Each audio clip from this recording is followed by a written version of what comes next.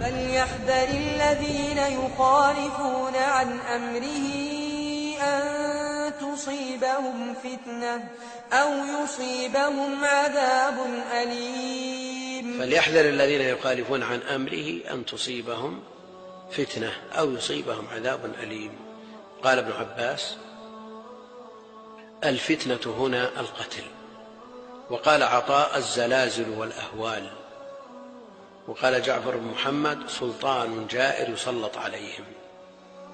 وقيل: الطبع على القلوب بشؤم مخالفة الرسول عليه الصلاة والسلام. وكلها داخلة في مدلول الآية.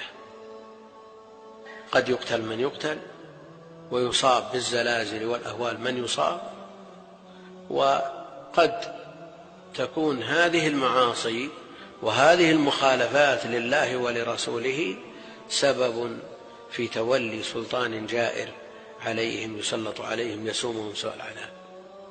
وشواهد الأحوال لا تحتاج إلى تسميات، يعني انظر في الواقع اليوم تجد هذه الأمور موجودة.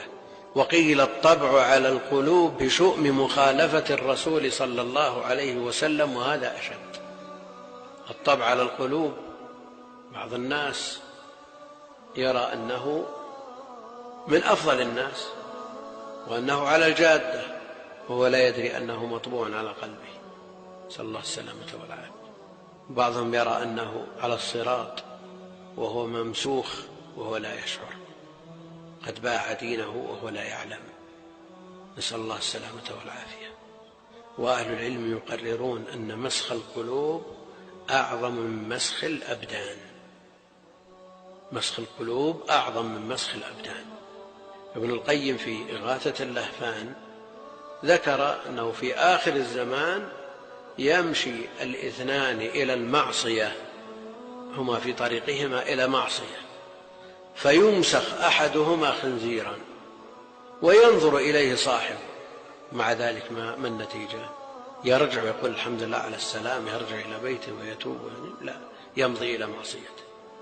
هذا مسخ بدن وهذا مسخ القلب، نسأل الله السلامة والعافية.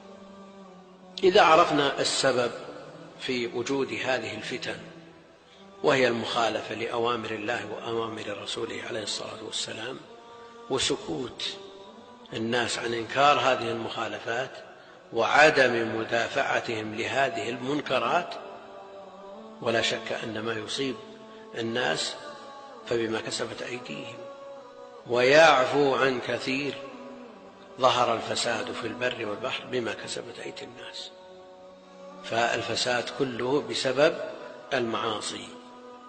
إذا عرفنا سبب الفتنة وهي مخالفة أمر الله عز وجل وأمر رسوله عليه الصلاة والسلام، والتواطؤ على ذلك، التواطؤ على ترك إنكار المنكر على ما تقدم، فشو المنكرات بغير نكير، هذا هو سبب لعن بني إسرائيل، يعني تركهم الأمر بالمعروف والنهي عن المنكر، كما قال جل وعلا: لعن الذين كفروا من بني إسرائيل على لسان داود وعيسى بن مريم ذلك بما عصوا، إلى قال: كانوا لا يتناهون عن منكر فعلوا لبئس ما كانوا يفعلون.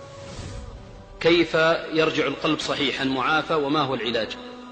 العلاج الإقبال على الله وسؤاله الهداية، والإنس على أعمال الخير، والبعد عن الشر، ومجالسة الأخيار، والبعد عن الأشرار.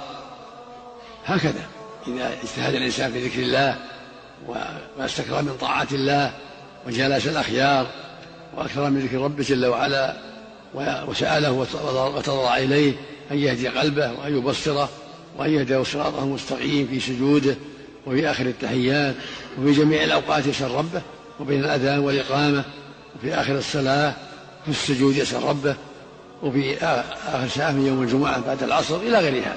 يتحرى يدعو ربه يسأل ربه ويجتهد في طاعة الله ورسوله، يقتدي بالأخيار ويصحبهم ويبتعد عن الأشرار. كل هذه طرق لحياة القلب وصلاحه. جوال تذكر.